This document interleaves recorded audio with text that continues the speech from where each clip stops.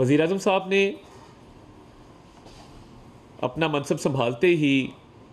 جو معیشت کو درپیش چیلنجز ہیں ان سے نمٹنے کے لیے حکمت عملی پر کام شروع کیا، اور آپ نے دیکھا کہ کل جو ایک عالمی مالیاتی جریدہ ہے بلومبرگ، اس کے اندر پاکستان کی معیشت کو سنبھالنے کی صلاحیت رکھنے کے حوالے سے وزیر اعظم صاحب کا ذکر ہوا، اور جو ہمارے وزیر خزانہ ہیں اورنگزیب صاحب کی انتخاب کو ایک بہترین انتخاب قرار دیا گیا، اور یہ بہت بڑی بات ہے، بڑے اعزاز کی بات ہے کہ بلومبرگ میں یہ آرٹیکل شائع ہوا ہے جس میں یہ کہا گیا ہے کہ وزیر اعظم شہباز شریف کی قیادت میں اورنگزیب صاحب یہ صلاحیت رکھتے ہیں کہ وہ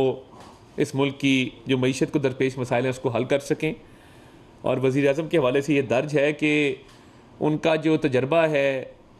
عالمی مالیاتی اداروں سے ڈیل کرنے کا، اس کو بروئے کار لایا جائے تو یہ معاملات تیزی سے آگے بڑھیں گے، اور معیشت میں اصلاحات کے حوالے سے، بہتری کے حوالے سے وہ بھرپور صلاحیت رکھتے ہیں۔ مگر آج کا جو موضوع ہے، میں وہ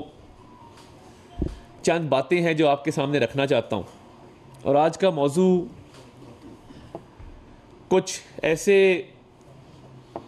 سیاسی ایلیمنٹس ہیں اس ملک کے اندر جو معیشت کو نقصان پہنچانا چاہتے ہیں اور پہنچاتے رہے ہیں،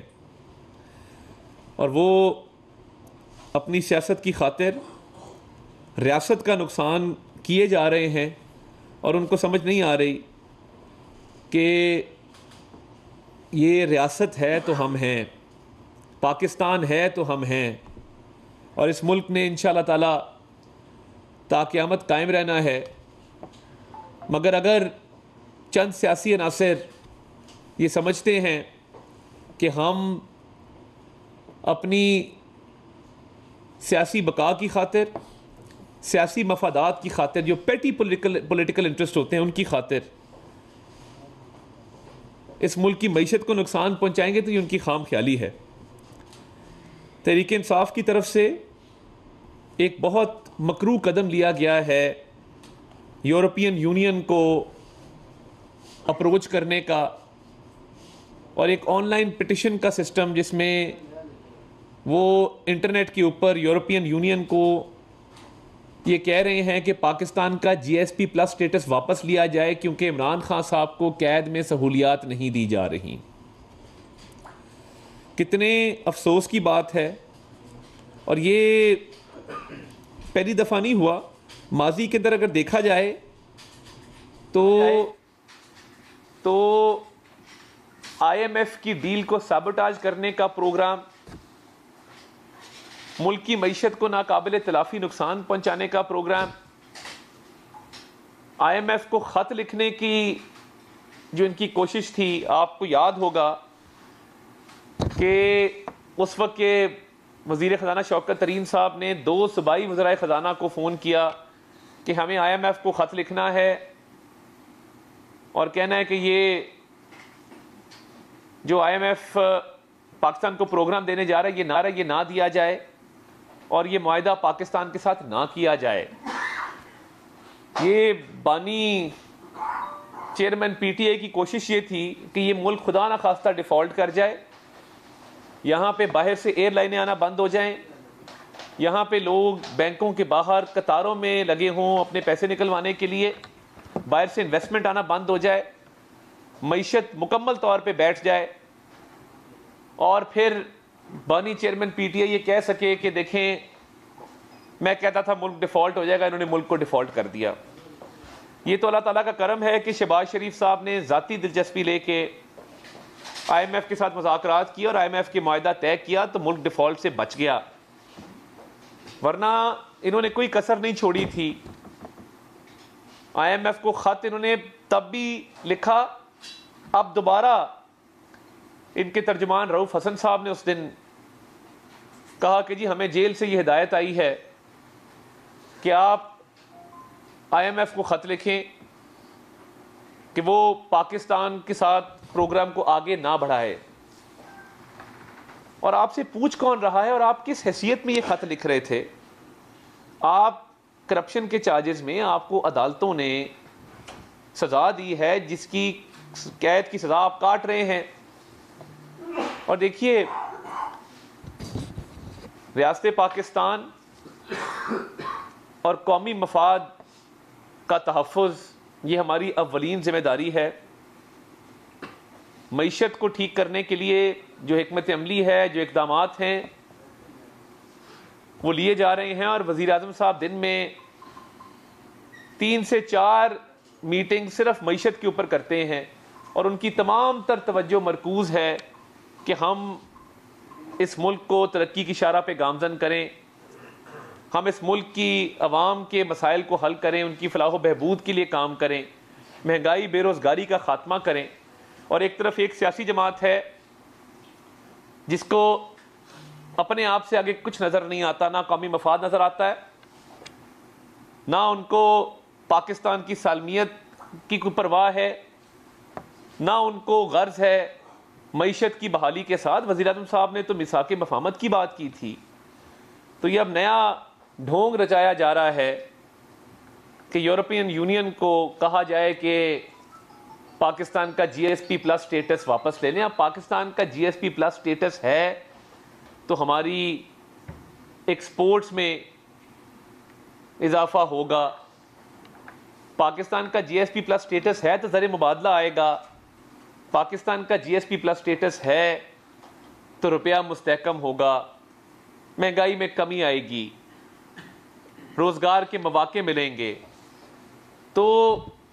یہ جو یورپین یونین سے رابطہ کر کے کہا جا رہا ہے کہ جی ایس پی پلس سٹیٹس لے لیں, یہ پاکستان کے اوپر حملہ ہے, یہ پاکستان کی معیشت کو تباہ کرنے کی سازش ہے, اور پاکستان کی غریب عوام کو مزید مشکلات کا شکار کرنے کی ایک مذموم کوشش ہے, جس کے تحت یہ چاہتے ہیں کہ یہاں پہ روزگار کے مواقع نہ ہوں, روپیہ مستحکم نہ ہو, غربت مہنگائی ختم نہ ہو, اور پاکستان کی جو ایکسپورٹس ہیں وہ نہ ہو سکے اور انڈسٹری بند ہو. تو یہ مطالبہ تحریک انصاف کی طرف سے کیوں کیا جا رہا ہے؟ وہ اس لیے کیا جا رہا ہے کہ جی جیل میں غالباً وہ کہتے ہیں کہ جی ہمارے لیڈر کو وہ سہولیات میسر نہیں ہیں جن کے وہ حقدار ہے. اب میں نے جب پنجاب گورنمنٹ سے رپورٹ لی تو پتہ یہ چلا کہ عمران خان صاحب جیل میں ایک شاہانہ زندگی گزار رہے ہیں. ان کے زیر استعمال صرف ایک کمرہ نہیں ہے, ان کو پوری ایک گیلری دی گئی ہے واک کرنے کے لیے,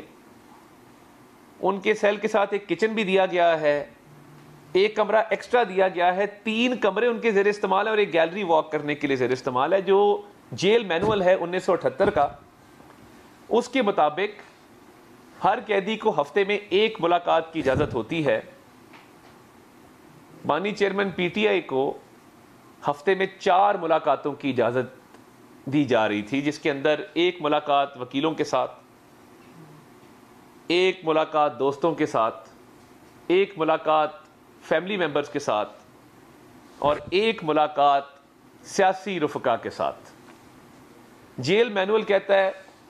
کہ جو بھی قید میں ہوگا اس کو ہفتے میں 1 ملاقات کی اجازت دی جائے گی. یہاں 4 ملاقاتیں ہو رہی تھی, اور یہ کئی 100 ملاقاتیں کر چکے ہیں جب سے یہ قید میں ہیں. انہوں نے پنجاب حکومت سے, اس وقت ہماری حکومت تو نہیں تھی, ڈیمانڈ کی کہ مجھے ایکسرسائز والی سائیکل دی جائے, تو ان کو ایکسرسائز کا اکوپمنٹ جیل میں دیا گیا, ہر قیدی کو میسر نہیں ہے. یہ پورا ایک جو سیٹ اپ ہے 3 کمروں کا, کچن کا, گیلری میں واک کرنے کے لیے, اس کے علاوہ ایکسرسائز کے لیے سائیکل جو دیا گیا ہے.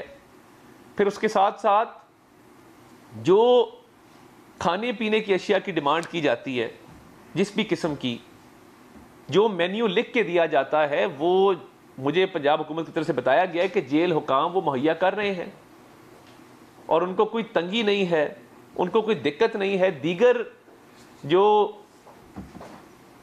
اس ملک کے سیاسی لیڈرز ہیں, جب وہ جیلوں میں رہے ہیں تو جیل مینول کی ہی ان کو, جیل مینول کے تحت ہی ان کو تمام سہولیات دی جاتی تھیں. تو یہ افسوسناک ہے کہ آپ اس ملک کی معیشت کو نقصان پہنچا رہے ہیں جھوٹ پر مبنی ایک کیمپین کے ذریعے. اور دیکھیے جھوٹ جو ہوتا ہے نا وہ سامنے آ جاتا ہے, پتہ لگ جاتا ہے کہ غلط بیانی کی جا رہی ہے,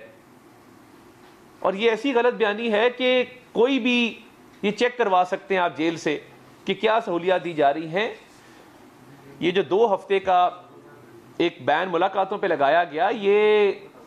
صرف ایک جیل کی حد تک نہیں ہے. کچھ رپورٹس موصول ہوئی تھیں تخریب کاری کے حوالے سے, سیکیورٹی خدشات کے حوالے سے, جس کے تحت اڈیالہ جیل, میاں والی جیل, ڈیرہ غازی خان جیل,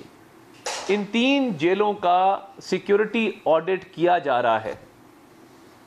اور یہ صرف اڈیالہ تک محدود نہیں ہے, کیونکہ جب سیکیورٹی خدشات کا اظہار کیا جائے تو یہ بھی لازم ہوتا ہے کہ اس میں ڈیو ڈیلیجنس ہو, آپ احتیاطی تدابیروں کو اپنائیں. تو میرے پاس جو صوبائی حکومت کی طرف سے رپورٹ آئی ہے, میں اس کے تحت آپ کو وثوق سے بتا سکتا ہوں کہ یہ 3 جیلوں کا آڈٹ ہو رہا ہے, جس میں ڈیرہ غازی خان ہے, میاں والی ہے, اڈیالہ ہے. اور اتنی سی بات پہ یورپین یونین کو یہ کہنا کہ آپ G S P plus status withdraw کر لیں, اس ملک کی سالمیت کے خلاف یہ سازش ہے, اس ملک کی معیشت کے خلاف یہ سازش ہے, اس ملک کو نقصان پہنچانے کی کوشش ہے. یہ وہی لوگ ہیں جنہوں نے 9 مئی کے حملے کیے, شہداء کی یادگاروں کی بے حرمتی کی, مسمار کیا, قائد اعظم کا لاہور میں گھر جلا دیا, اور پرواہ نہیں کی کہ اس کا پوری دنیا میں کیا میسج جائے گا. آپ آئی ایم ایف کو کہتے ہیں پاکستان کو امداد نہ دے اپنے سیاسی مفاد کی خاطر, ہم تو کہتے ہیں مل کے اس ملک کو آگے لے کے چلیں. یہ حکومت کا بھی کام ہے, اپوزیشن کا بھی کام ہے, مگر آپ اگر ایسی سازشیں اس ملک کے خلاف کرتے رہیں گے جیسے آپ نے سائفر کی سازش کی تھی, اور اس ملک کے بین الاقوامی سطح پہ تعلقات کو خراب کرنے کی کوشش کی, اور وہ جھوٹ نکلا بعد میں, آپ نے سائفر لہرایا اور بعد میں کہا جی یہ تو سائفر ہی نہیں تھا, میں تو ایک سیاسی بیان دے رہا تھا, الزام تو آپ نے لگا دیا. یہ بڑا افسوسناک ہے کہ آپ سیاسی بیانات دیتے ہیں, سیاسی مفاد کو آگے رکھتے ہیں اور ملکی مفاد کی پرواہ نہیں کرتے. تو انشاءاللہ تعالیٰ پاکستان کا G S P plus status قائم رہے گا, قائم و دائم رہے گا. اس ملک میں جو ایس آئی ایف سی کے تحت انیشیٹو لیے جا رہے ہیں اور معیشت کی بحالی کے لیے جو ایس آئی ایف سی کام کر رہا ہے, وہ مثالی کام ہے,